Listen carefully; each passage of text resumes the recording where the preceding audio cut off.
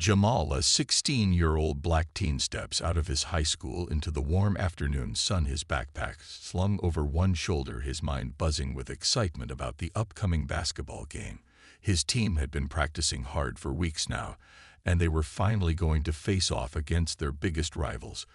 Jamal couldn't wait to see his friends at the game, to joke around, and maybe even get a few dunks in. He felt a sense of pride as he walked down the sidewalk, his sneakers hitting the pavement with each step. The street was quiet, just the sounds of the distant hum of traffic and the occasional bird chirping in the trees above. He passed by familiar houses that lined the block, each one a little different, but all carrying that same suburban charm: white picket fences, neatly trimmed lawns.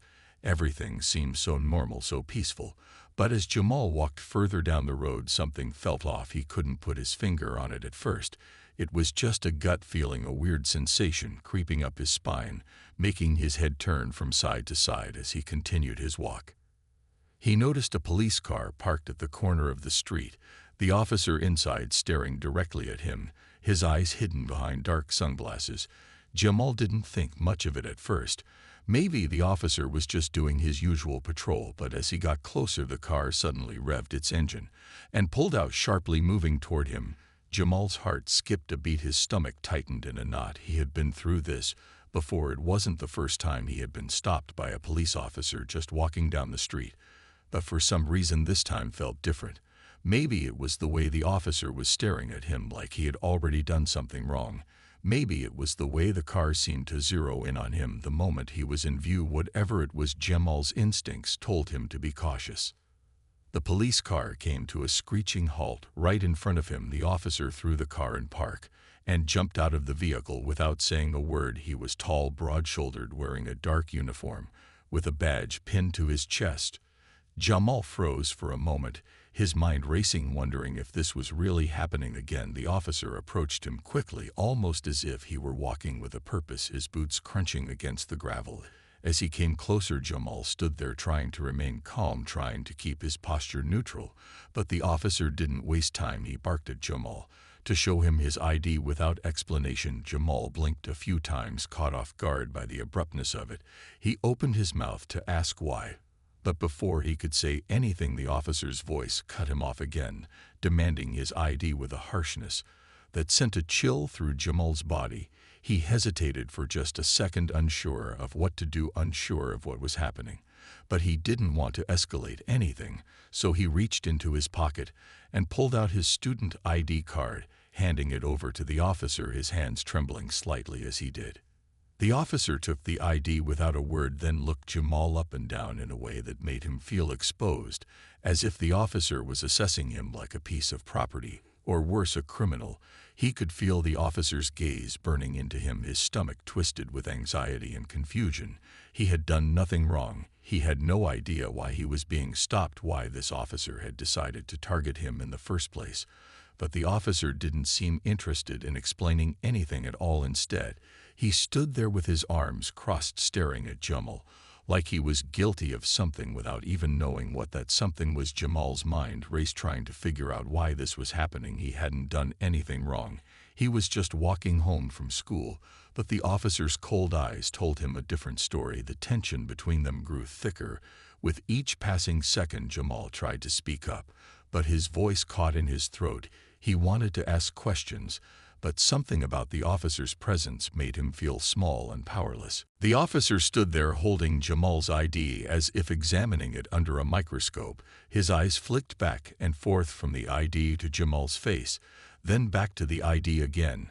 Jamal shifted his weight from one foot to the other, trying to stay calm, but his heart was pounding in his chest, a mix of confusion and growing fear swirling inside him.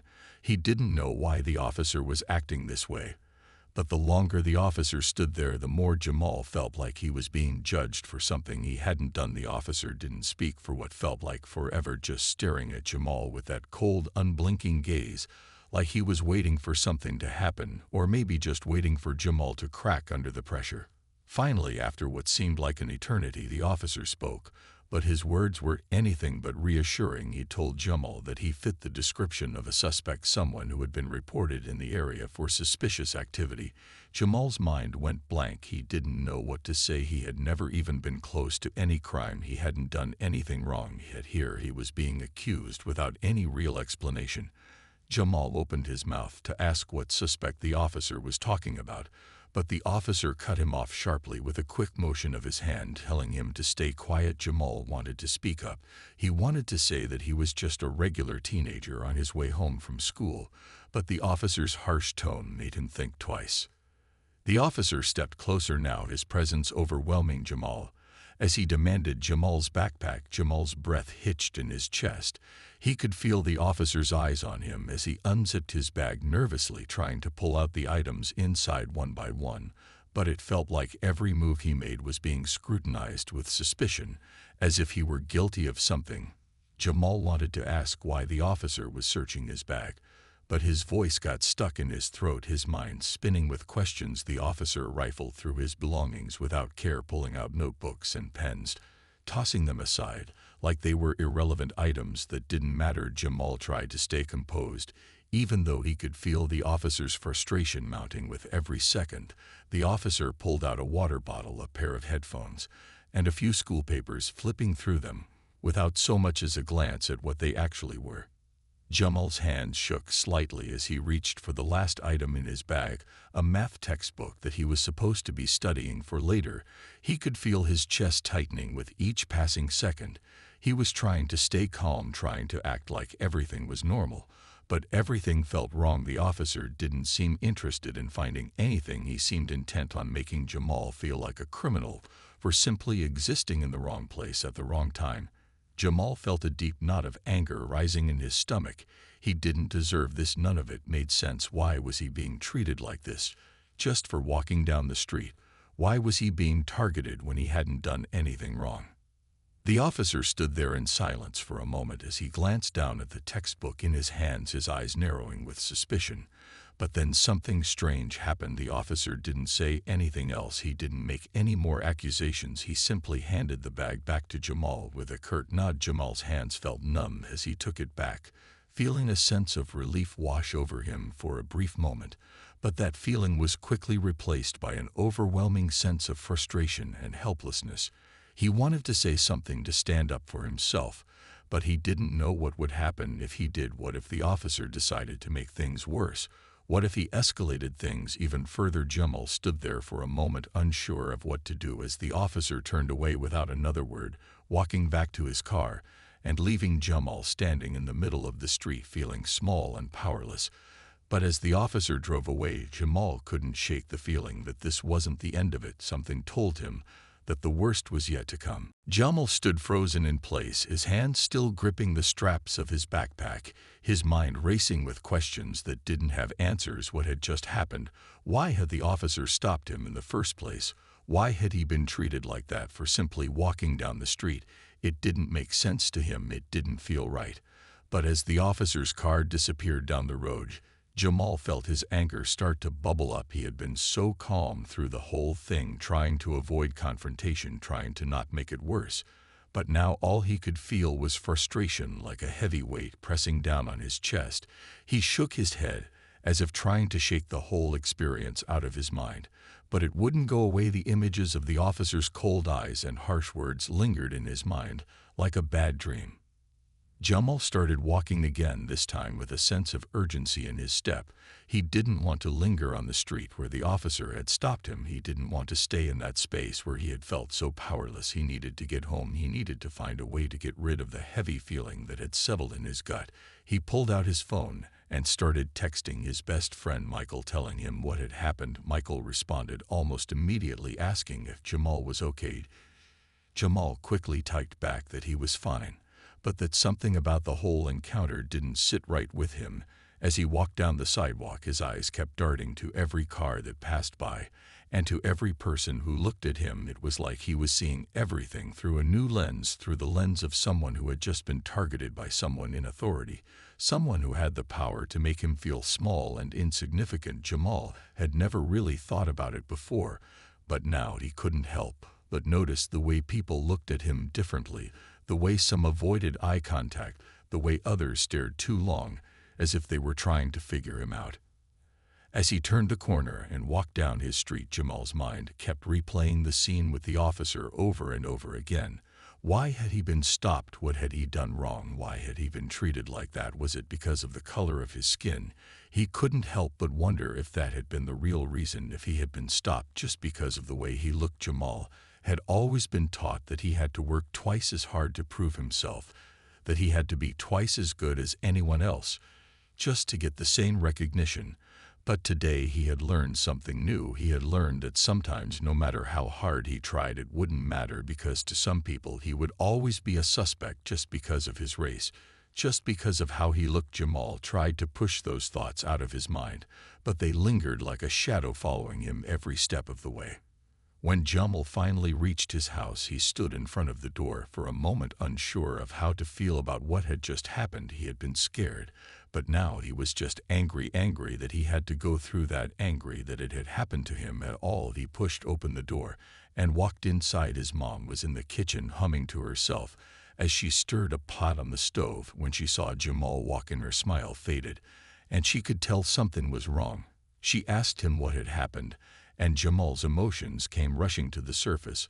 All at once he told her about the officer stopping him, about how he had been treated unfairly, and how he didn't know why it had happened, but that it felt wrong. His mom listened quietly, and then sighed deeply. She told him that she had been worried this day would come, that one day he would have to face something like this, and that it was a painful reality, but that it didn't change who he was, it didn't change his worth. She hugged him tightly and told him that he was strong, and that they would get through this together.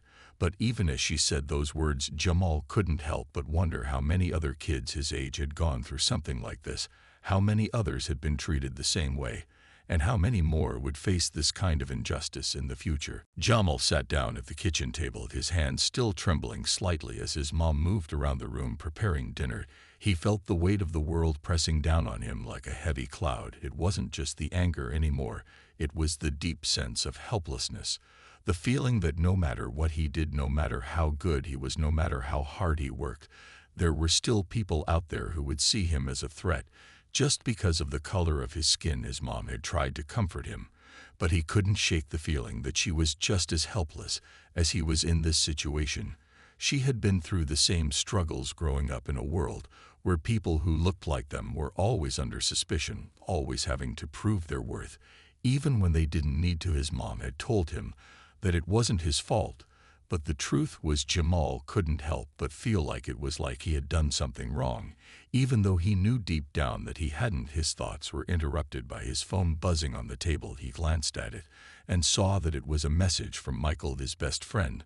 Michael had been the one to record the whole encounter between Jamal and the officer, and now he was asking Jamal if he was okay. Jamal quickly typed back that he was fine, but that he couldn't stop thinking about everything that had happened. He wondered if Michael had seen the video. He wondered what people would say about it, and if it would make a difference if people knew what had happened. Jamal didn't want to be the center of attention, but he knew that the situation wasn't just about him. It was about something bigger, something that affected so many other people too.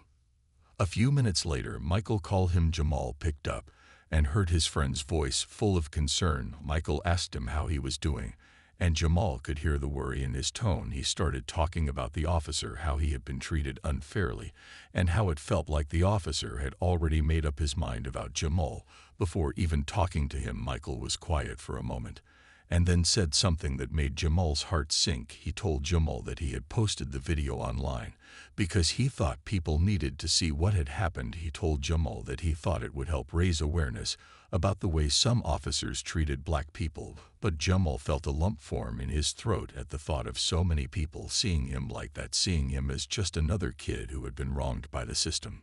Jamal didn't know what to say. He wasn't sure if he wanted the whole world to know what had happened to him. He didn't want to be defined by that moment, but at the same time he knew Michael was right. People needed to see what was happening. People needed to understand that this kind of thing wasn't isolated. It wasn't just a one-time occurrence. It was part of a larger pattern, a pattern that so many black kids like Jamal had experienced, and would continue to experience until something changed. Jamal felt conflicted about it, but deep down he knew Michael had done the right thing. He had given people the chance to see the truth, even if Jamal wasn't ready for it. The conversation drifted to other topics, but Jamal couldn't shake the feeling that something was about to change. The video had already started making its rounds online, and he could feel the weight of it hanging over him. He wasn't sure if it would lead to anything, or if people would just move on, but he had a nagging feeling that this time things might be different. This time his story might actually make a difference. People were already talking about it. Jamal had heard whispers at school that others had seen the video, and they were all talking about how wrong it was, how the officer had treated him like that. He wasn't sure what it all meant, but he couldn't deny that something was shifting, something was changing. Maybe it was the start of something bigger. Maybe this time the world would listen. The days after the video started spreading were a blur for Jamal. His phone never seemed to stop buzzing. Messages kept pouring in from people he didn't even know, asking if he was okay or telling him that they were supporting him. Some people praised him for staying calm during the encounter. Others expressed their outrage over how he had been treated. It was surreal. Jamal had never imagined something like this would happen to him. He had always thought that if he just stayed out of trouble and did his best, he would be left alone. But now everyone knew what had happened, and it felt like the whole world was watching him. He felt a strange mix of pride and discomfort. It wasn't that he didn't appreciate the support, but he hadn't asked for any of this to happen. He hadn't asked to be the face of something bigger than himself. But that was exactly what he had become. People were rallying around him, not just because of the officer's actions, but because his story represented something far more significant, something that went beyond just one incident. It represented a reality that many black people faced on a daily basis, something that Jamal had only just begun to understand himself.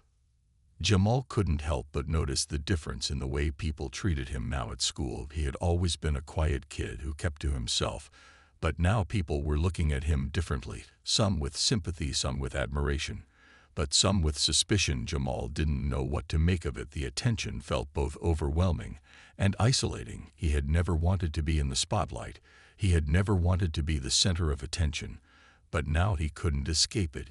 He could feel people's eyes on him in the hallways and hear whispers behind his back. He hated the way it made him feel, like a fish in a glass tank, like everyone was watching his every move, waiting for him to make a mistake, waiting for him to mess up and give them a reason to doubt him. Jamal didn't know how to carry this new version of himself, the one who had become a symbol for something he didn't ask to be part of. His mom noticed the change too. She could see the stress building in him, the way he seemed distant at times, lost in his own thoughts. She asked him how he was holding up, and Jamal told her that he was fine. But she knew better. She knew her son better than anyone else, and she could tell that he wasn't okay. She told him that it was okay to be upset, to be confused and frustrated, that it was okay to feel all the emotions that came with this kind of experience.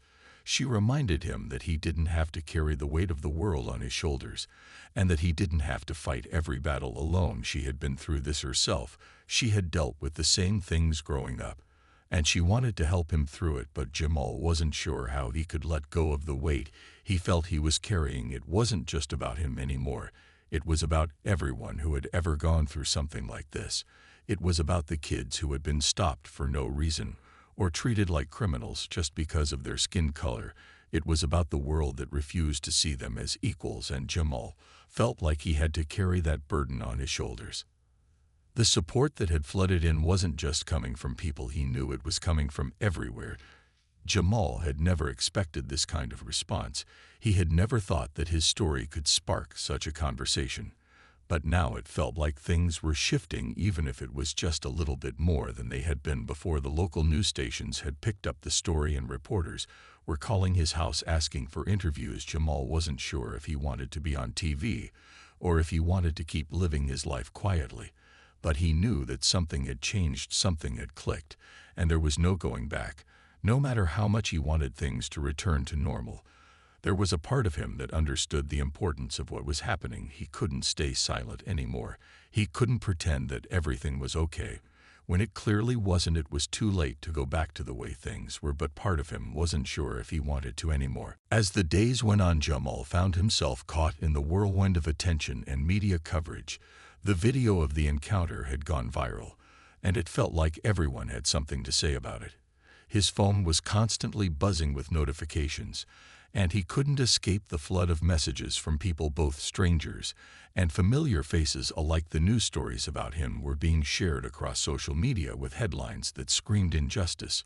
Some were supportive, but others were full of criticism and hate. Jamal wasn't used to this kind of attention.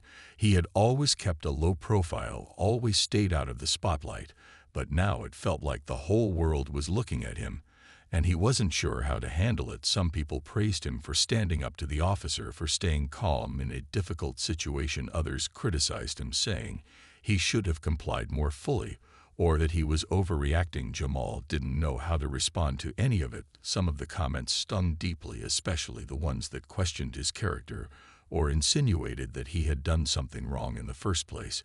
He knew he hadn't done anything wrong, but the hurtful words made him doubt himself, and he found himself second-guessing his every move. The pressure was becoming overwhelming at school. Jamal walked through the hallways trying to keep his head down, but he could feel the eyes on him everywhere. People whispered behind his back, some in support, others with judgment. He had never liked being the center of attention, but now he couldn't escape it. He wasn't just Jamal anymore.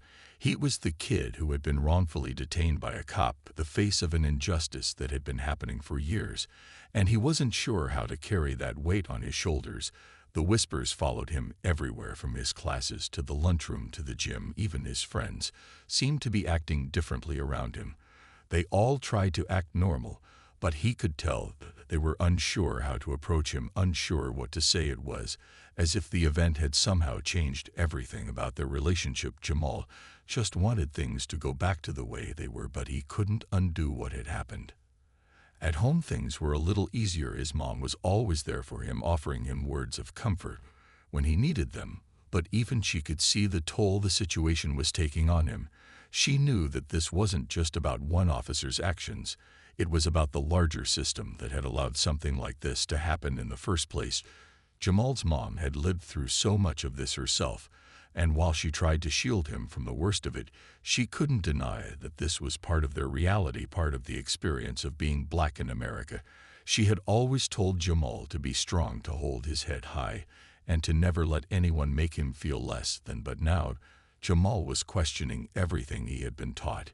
He was questioning his place in the world, and the fairness of a system that had allowed something like this to happen to him. He wanted to believe that things could change. But the more he thought about it, the more he began to wonder if it was possible to really make a difference, if one person could really change something so deep-rooted. Jamal didn't know how to make sense of everything that was happening to him. His emotions were all over the place. He felt a constant tension between wanting to fight for what was right and wanting to retreat into himself, to find a place where he could feel safe again. But that place didn't seem to exist anymore. His world had shifted, and he wasn't sure how to navigate it. He spent his nights lying in bed, staring at the ceiling, his mind running in circles about everything that had happened, about the officer, about the video, about what people were saying about him, and about the future. He didn't want to be angry all the time, but it was hard not to be when he kept seeing the same injustices happen over and over again, when he saw others who looked like him treated the same way he had been treated. He didn't want to be a part of a world where this was the norm. But he was beginning to realize that change wasn't going to happen overnight, and that it wasn't going to be easy. He was starting to understand that this wasn't just about him. This was about something much bigger than one encounter. It was about a system that needed to be changed, and Jamal wasn't sure if he was ready for that kind of fight. But he knew deep down that he didn't have a choice anymore. The more Jamal thought about everything, the more the weight of it all seemed to sink in. The world around him felt different now. His sense of normalcy had been shattered, and he wasn't sure how to piece it back together. He couldn't escape the constant reminder of what had happened every time he stepped outside. He was reminded of the video, the headlines, the people whispering about him. It was like a shadow that followed him everywhere. He couldn't forget that moment when the officer had grabbed him, the coldness in his voice, the way he had looked at Jamal, as if he were guilty before he even said a word. It haunted him at night and followed him during the day. Jamal tried to stay focused on his schoolwork, but it was hard when all he could think about was how the world seemed to be treating him, how people were judging him before they even knew him. He could feel the eyes of strangers on him as he walked through his neighborhood. Sometimes he would glance at their faces and see fear or suspicion there, but when he walked past people he knew he would often see a mix of support and awkwardness. It was as if no one really knew how to handle the situation or how to act around him anymore. It made him feel isolated, like he was carrying a burden no one else understood. One afternoon after school, Jamal decided to take a walk to clear his mind. He needed some space, some time to himself to think about everything that had been happening and how he could move forward. As he walked down the street, he noticed a group of people gathered on a corner. They were talking quietly among themselves. But as Jamal walked closer, he saw that they were talking about him. It was hard not to overhear their conversation. One woman was saying how she had seen the video and how awful it was to see a young man like Jamal treated that way. Another man was talking about how things like that happened all the time to black boys and how it was just a part of life. But it didn't make it right. Jamal stood there for a moment listening to them, not sure whether to keep walking or to stay and listen. He was surprised by how much the conversation resonated with him. The more he listened, the more he realized that he wasn't alone in this. He wasn't the only one who had been treated unfairly. He wasn't the only one who had felt the sting of prejudice and discrimination in a world that seemed to value some lives more than others. Jamal didn't know what to do with this new realization, but he felt a small spark of something deep inside of him. Maybe it was hope, or maybe it was just the beginning of a desire to do something about all of this, to not just be a passive bystander in his own life, but to take a stand against the injustices he had experienced, and the ones that so many others had faced too. It was a lot to process, but something about hearing other people speak out about the same issues made Jamal feel like he wasn't crazy for feeling the way he did. It made him feel like there was a community of people who understood and were ready to fight for change. It was the first time in a long time that he felt like maybe he wasn't fighting this battle alone.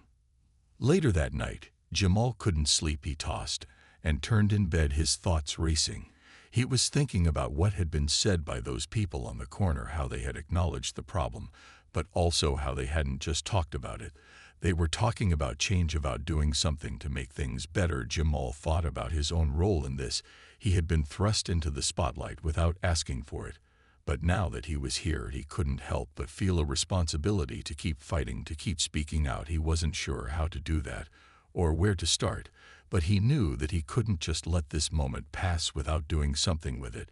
He wasn't just going to be a kid in a story. He was going to be someone who fought for what was right.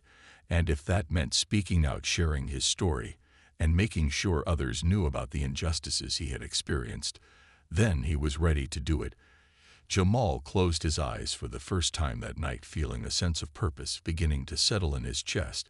Even though he wasn't sure where the journey would take him, he knew it was a journey he had to take. The days after Jamal's realization felt like a new chapter in his life, like something inside him had shifted, and he wasn't the same person he had been before the encounter with the officer. He started to see the world through a different lens. He had always been aware of the challenges that came with being black in America, but now it felt like those challenges were staring him in the face every day. It wasn't just about his own experiences anymore. It was about the system that had created these kinds of situations in the first place.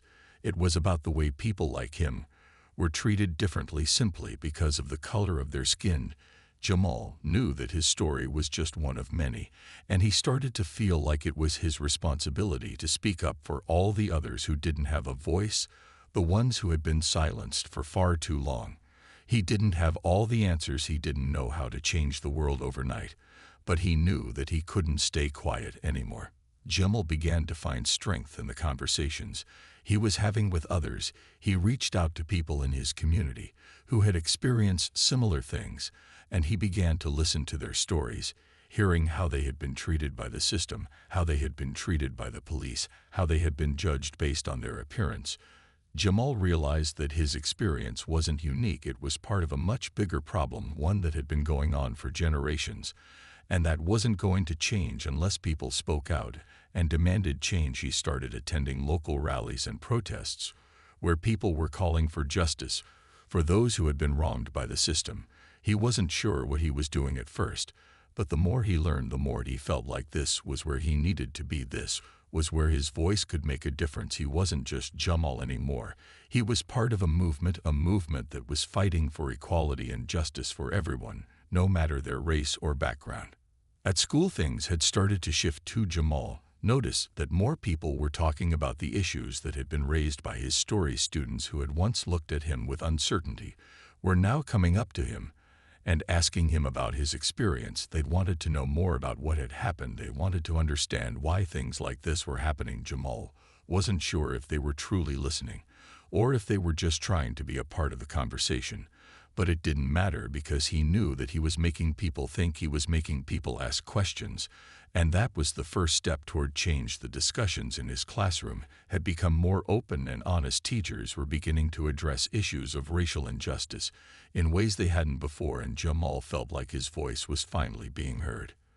But even as things seemed to shift, Jamal knew that there was still a long way to go. The fight wasn't over. Just because people were talking about it now didn't mean that everything was going to change tomorrow. There were still systems in place that needed to be dismantled. There were still people who would look at him and see only his skin color and nothing else. Jamal understood that, but now he wasn't afraid to face it. He wasn't afraid to speak out anymore. He had found a sense of purpose that he hadn't known existed before. He had learned that one person's voice could make a difference, that one person's story could spark change. Jamal knew that he couldn't change the world by himself, but he could be part of something bigger, part of a movement that was pushing for a better future, a future where kids like him wouldn't have to face the same kind of injustice. Jamal wasn't sure what would happen next. He didn't know where this journey would take him, but he was ready for it, ready to keep fighting for what was right, ready to keep speaking out and making sure that his story wasn't forgotten, and that the stories of everyone who had faced injustice would finally be heard. He had learned that standing up for what's right wasn't always easy, but it was always worth it.